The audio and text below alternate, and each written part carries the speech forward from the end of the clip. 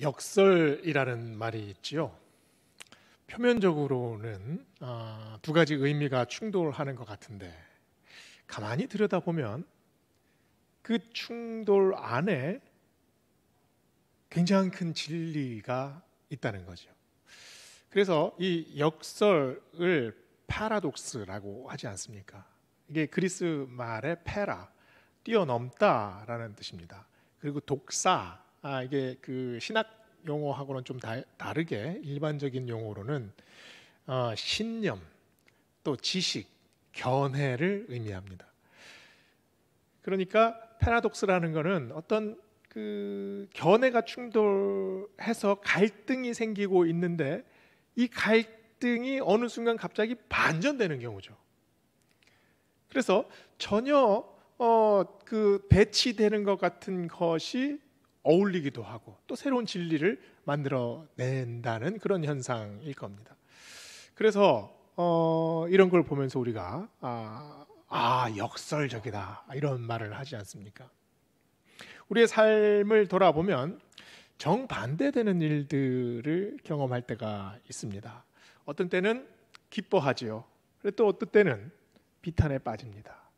그래서 희비가 교차된다는 말이 생겼지 않습니까? 또 굉장히 큰 실패를 당해서 절망에 빠져 있습니다. 그런데 그 절망 속에 계속 있지 않고 어느 순간 예상외로 이겨내기도 해요. 그래서 전화위복을 또 경험하지요. 인생은 이런 과정을 통해서 자꾸 단련되어집니다. 그래서 지금까지 우리가 살아왔던 인생을 한번 쭉 돌아보면 굉장히 큰 갈등들이 있었어요. 어려움들이 있었죠. 그리고 이해가 되지 않는 모순적인 사건들이 우리 삶 속에 다 있습니다. 그런데 그런 모순적인 것이 우리의 인생의 모순으로 그냥 남아있지 않습니다. 어느 순간 이 모순 속에서 우리가 역설을 발견하죠. 그래서 인생은 모순이 아니라 오히려 역설이라고 생각할 수가 있습니다. 폴 틸리라는 신학자가 이런 말을 했습니다. 패러독스는 논리적인 난제가 아니고 새로운 실체다. 굉장히 어려운 말이죠. 패러독스, 이 역설이 굉장히 어렵다고 생각되어지나 실제적으로 보면 우리 삶 속에서 빈번히 일어난다는 말입니다. 산다는 것은 연속적인 부딪힘입니다. 우리가 늘 긴장하고 또 괴로워하고 또 갈등하죠. 그런데 이렇게 괴롭고 힘들고 갈등하는 과정 속에서 우리가 무엇을 발견합니까? 은혜를 발견해요. 그리고 감사를 발견하죠. 성경에 나오는 굉장히 역설적인 진리, 그런 진리의 말씀들이 얼마나 많이 있습니까? 눈물을 흘리며 씨를 뿌리는 자는 기쁨으로 단을 거두리로다. 나의 약함이 오히려 강함이 되었습니다. 고백하지 않습니까? 십자가의 도가 유대인에게는 거리끼는 것이요 헬라인에게는 아주 어리석은 것이로되 십자가의 도가 구원받은 우리에게는 하나님의 능력이 됩니다. 이렇게 고백하지 않습니까? 이것 자체가 어떻게 보면 굉장한 진리가 이 말씀들 속에 녹아 있지 않습니까? 모든 신앙의 선배들에게 이런 도약이 있었습니다. 삶을 뛰어넘는 도약, 그리고 모순을 뛰어넘는 도약, 그리고 세상을 뛰어넘는 도약. 그것을 경험했을 때 우리가 그 깊은 신앙의 세계로 들어가지 않습니까? 오늘 말씀은 예수님과 제자들 사이에서 일어난 한 편의 일화를 소개하고 있습니다. 그런데 이게 그다지 중요한 문제가 아닌 것 같은데 왜 성경에 이렇게 기록이 되었을까 의아스럽기도 하죠. 오늘 이 작은 사건, 제자들 사이에 다툼이 일어났던 이 사건을 통해서 우리는 제자들이 평소에 가지고 있는 사고방식, 그 가치관을 우리가 알 수가 있죠. 예수님이 유독 가까이 챙겼던 그런 사랑했던 두 형제가 있습니다. 야고보와 요한이지요. 이 야고보와 요한이 다른 제자들을 제쳐놓고 예수님에게 가서 지금 은밀하게 청탁을 합니다. 뭐라 그럽니까? 주의 영광 중에서 우리를 하나는 주의 우편에 하나는 좌편에 앉게 하옵소서. 이게 예수님과 이 야고보 요한만 알았으면 별 문제가 없었을 겁니다. 근데 사람들 사이에 비밀이라는 게 없죠. 시간이 지나면 다 알려지게 되어 있습니다. 이 소식을 들은 나머지 10제자의 반응이 어땠습니까? 41절을 보면은요, 다른 10제자가 듣고 야고보와 요한에 대하여 화를 내거든.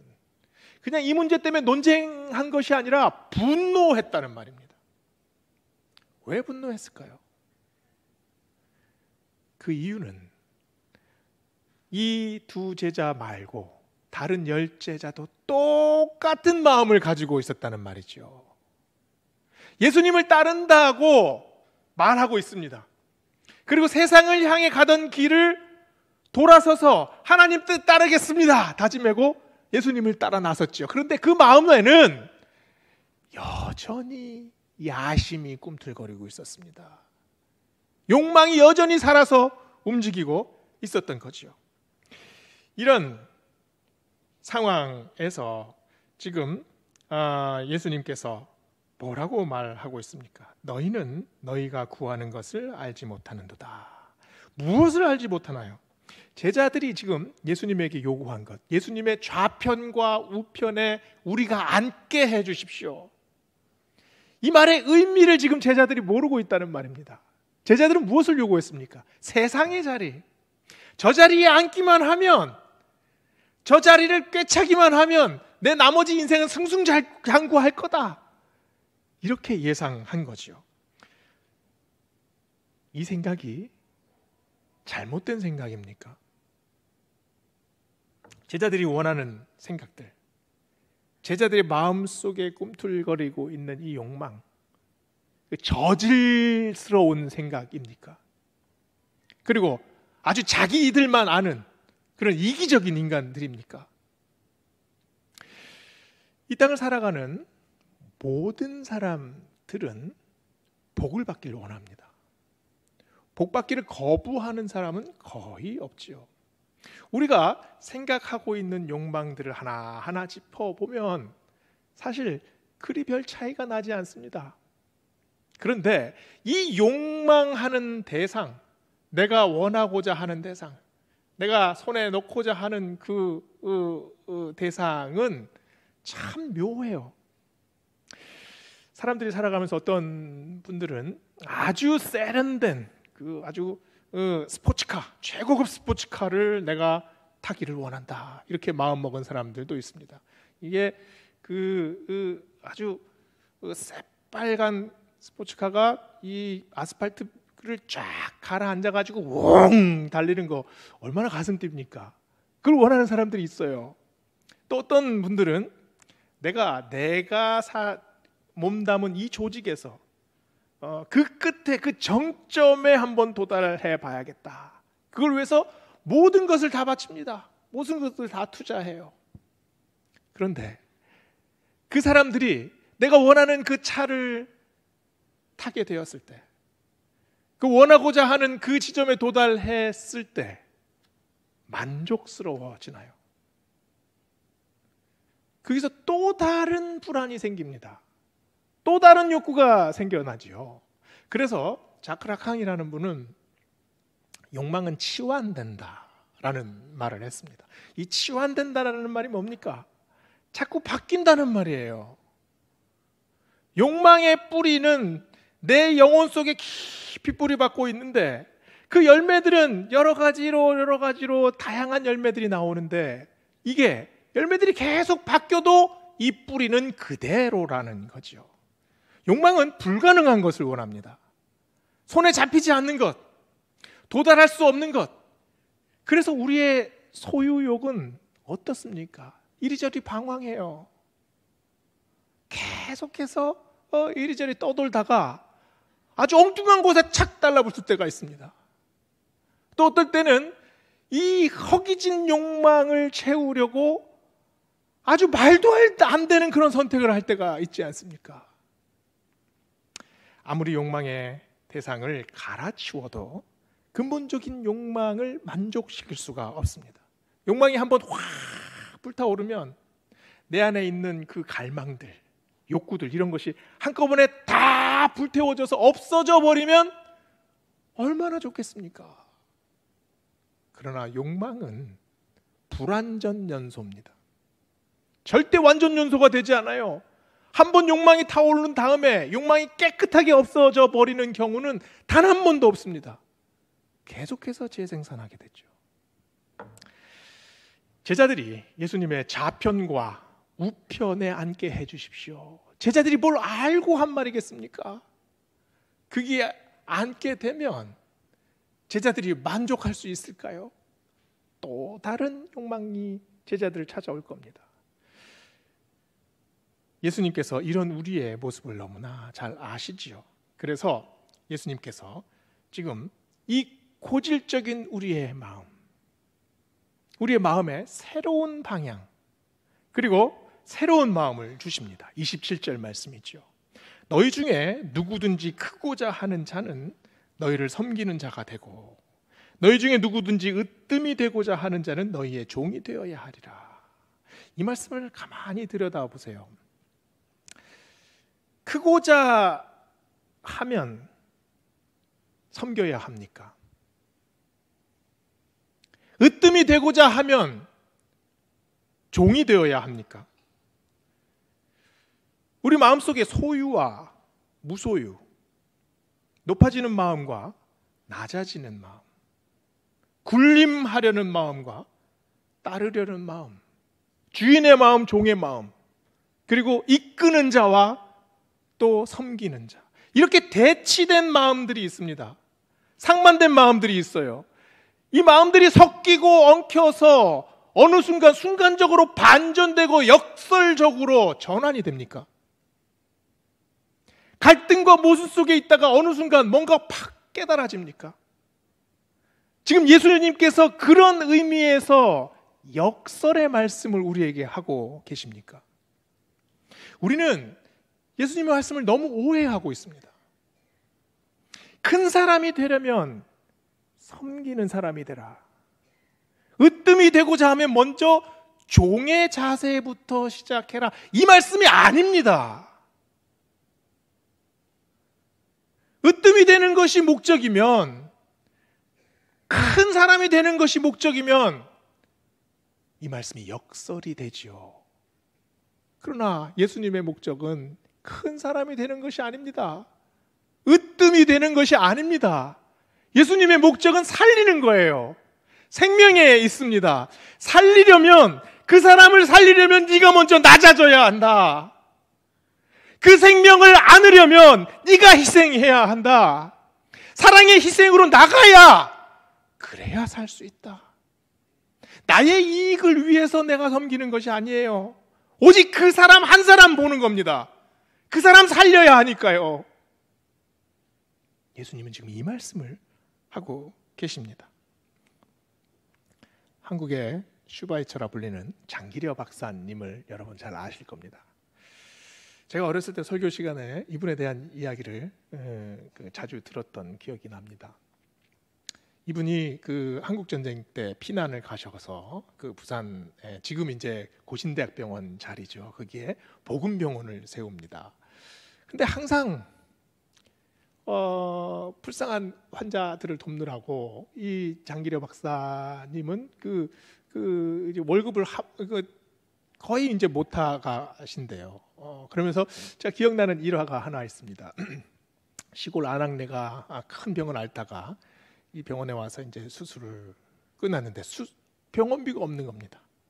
그래서 장기려 박사를 찾아와서 원장님께서 제 목숨을 살려주셨는데 병원비를 낼 돈이 없는데 어떻게 하면 좋을까요?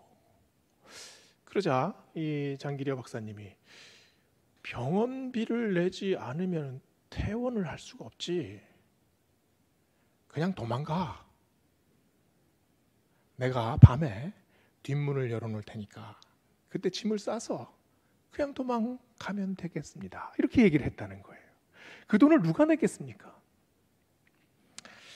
이 손홍규 작가가 이 장기려 박사의 그 일대기를 쓰면서 이분이 그 후배 의사와 장기려 박사와 했던 대화를 써놓은 글이 있습니다. 제가 한번 읽어보겠습니다. 자네 왜 아픈 사람을 환자라고 하는 줄 아나? 환자의 환은 꿰맬 관자와 마음 심자로 이루어져 있어. 몸을 꿰매는 것이 아니라 먼저 마음을 꿰매야 하는 거야. 환자는 그래서 다친 마음을 어루만져줄 손길이 필요한 사람이라는 거지.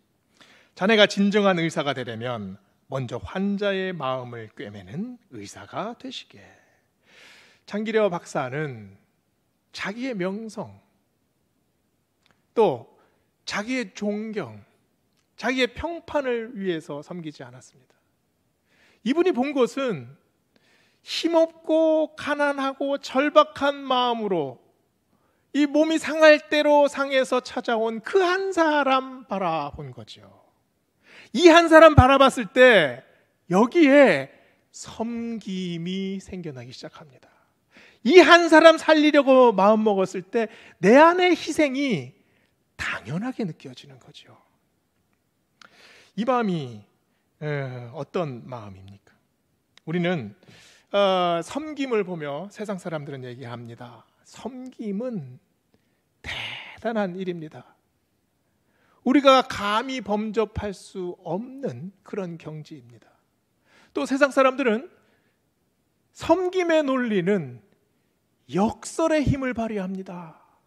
그래서 우리가 품을 수 없는 정말 신비로운 마음을 가지게 합니다. 이렇게 얘기를 하죠. 그러면 우리 믿는 사람들, 신앙인에게 섬김은 역설입니까? 섬김은 역설이 아니라 정설입니다. 섬김은 복잡한 그런 단계를 거치지 않습니다. 섬김은 단순합니다. 담백합니다. 왜냐하면 섬김 자체가 고백이기 때문이지요. 섬김 자체가 우리의 순수한 믿음의 실천이기 때문입니다. 바로 예수님께서 그 단순하고 정직한 마음으로 이 땅에 오셨잖아요. 예수님께서 오신 이유가 바로 여기에 있지 않습니까? 그래서 예수님께서 말씀하십니다. 인자가 온 것은 섬김을 받으려 함이 아니라 도리어 섬기려 하고 자기 목숨을 많은 사람의 대속물로 주려 함이라. 이 말씀이 섬김을 이해하는 열쇠가 됩니다. 주님의 섬김, 전능하심이 무능하심이 되셨습니다. 가장 높으신 곳에 계신 분이 세상의 가장 밑바닥으로 오셨죠. 모든 것을 가지신 분이 모든 것을 다 이루셨습니다. 세상에 오신 후에 예수님께서 사랑하신 사람들이 어떤 사람들입니까? 세상에서도 미천한 사람들입니다. 차별받는 사람들입니다. 예수님께서 이 사람들을 부둥켜 안고 3년을 보내셨습니다. 같이 울고, 같이 웃고, 같이 굶고, 같이 눈물 흘리고, 같이 걷고. 예수님께서 왜 이렇게 하셨을까요? 고통 속에서 울부짖으셨습니다. 그 울부짖음이 어떤 내용입니까? 하나님, 이 사람들을 살려주셔야 합니다. 이 사람들 용서해 주셔야 합니다. 이거 붙잡고 울부짖으셨습니다. 왜 우셨습니까? 왜 이 사람들과 함께 울고 웃으며 또 눈물 지으셨습니까? 왜 목숨을 걸고 섬김의 자리로 들어가셨습니까? 우리와 함께 하시기 위해, 우리를 이해하시기 위해, 우리를 껴안기 위해, 사랑하기 위해, 회복시키기 위해, 살리기 위해. 섬김은 살림입니다. 생명을 살리려는 마음, 그것 때문에 낮은 자리로 들어가셨죠. 우리는 어떤 마음으로 섬기고 있습니까? 섬김은 복잡한 역설도 아니고 또 조건도 아닙니다.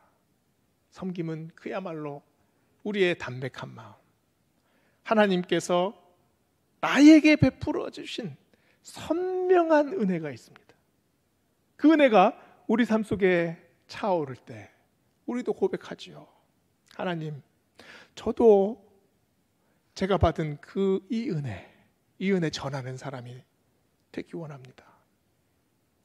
하나님, 제가 가진 이 작은 손으로 하나님께서 베푸신 그 사랑을 나도 전하겠습니다. 나도 내 앞에 있는 저 한 사람 살려보겠습니다. 나도 나한테 맡긴 이 아이들 살려보겠습니다. 내가 참여한 우리 찬양대 같이 살아보겠습니다. 우리 함께 성경 공부하는 이 그룹, 이 구역 같이 한번 살아보겠습니다. 이 마음이 우리 안에서 생기지 않습니까? 파주 일사단 수색대대 인근에 독수리 드림교회를 섬기는 고용수 목사님이라는 분이 계십니다. 이분이 이 교회에서 일어난 일들을 잠깐 글로 남긴 것을 읽은 적이 있는데요. 40대 초반에 대대장이 부임했다고 합니다. 부임하자마자 이 교회를 찾아오셨대요. 그래서 대대장 부인과 함께 와서 교회를 둘러보더니 이제 다음 주부터 저희가 간식을 준비하겠습니다. 이렇게 얘기를 하더래요. 그러더니 새벽부터 대대장과 그 대대장 부인이 일어나서 김밥을 맙니다. 그리고 어떤 주는 아주 따끈따끈한 그 떡볶이를 이렇게 한 솥을 해가지고 또 순대를 주문하기도 하고, 그래서 이 사병들에게 나눠주는 거예요. 그런데 사병들이 대대장이 그 교회에 출석을 하면 너무 기분이 좋아서 교회에 참석하겠습니까? 슬금슬금 피하죠. 그런데 이게 소문이 났습니다. 저 교회에 가면 따뜻한 떡볶이와 순대를 마음껏 먹을 수 있다. 사병들이 꽉 찬 겁니다. 대대장 부부가 예배가 끝난 다음에 직접 설거지를 합니다. 얼마 후에 이 대대장이 목사님에게 와서 이런 말을 했대요. 목사님, 제가 이제 얼마 안 있으면 다른 부대로 정근을 가게 됩니다. 그런데 이 사병들을 보고 함께 성경 공부를 한번 해보고 싶습니다. 그래서 성경 공부하는 그룹에 참여를 하신 거예요. 이제 일병, 상병, 병장 이런 아이들, 이제 막 이 20 간 넘은 아이들 아닙니까? 이 아이들과 함께 대대장이 성경 공부를 하는데 이 대대장이 뭔가를 지도하려고 하지 않습니다. 자신의 아픔을 함께 나눠요. 그리고 자기가 궁금해했던 성경상의 질문들을 같이 있는 자리에서 내놓습니다. 그리고 자기가 약한 점, 자기의 약한 믿음을 아이들과 함께 나누는 겁니다. 일이 있은 후에 점점 교회의 분위기가 달라집니다. 생동감이 넘치기 시작을 해요. 그리고 그 안에서 서로 봉사하겠다는 아이들이 자꾸 나옵니다. 교회가 막 살아나는 거죠. 이 대대장이 떠나던 날 예배가 끝나고 나서 잠깐의 간증 시간을 가졌다고 합니다. 이 대대장이 자기가 청소년 시절 얼마나 힘들었는지, 얼마나 방황을 많이 했는지, 그리고 또 어떻게 하나님을 만나게 됐는지 짧게 담담하게 얘기를 하고 나서 이랬답니다. 여러분과 더 많은 시간, 더 많은 이야기를 나누지 못해 미안합니다. 함께했던 기도 시간을 통해 여러분의 고충을 더 깊이 알게 된 것 같아서 감사했습니다. 이 말을 듣고 있던 사병들이, 떡볶이 먹으러 순대 먹으러 왔던 그 병사들이 의자 아래로 고개를 숙이고 눈물을 닦는 아이들이 있었답니다. 그 후로 교회가 많이 달라졌다는 거죠. 섬김은 우리가 가지고 있는 작은 것, 아주 작은 것에서부터 시작이 됩니다. 존 맥스웰 목사님이 이런 비유를 하셨어요. 작은 대야 하나가 어떻게 달라지는가? 예수님은 이 작은 대야 하나 들고 제자들의 발을 씻겼습니다. 대야 안에 든 작은 그 별것 아닌 물이 어떤 의미의 전환을 일으킵니까? 제자들이 예수님의 섬김을 통해 감사함을 다시 깨닫죠. 은혜가 퍼져나가죠. 그러면 빌라도는 어떻게 했습니까? 그 작은 대야의 물에 자기 손을 씻습니다. 그리고 자기 책임 회피하기 위하여 그 대야의 물을 사용하지요.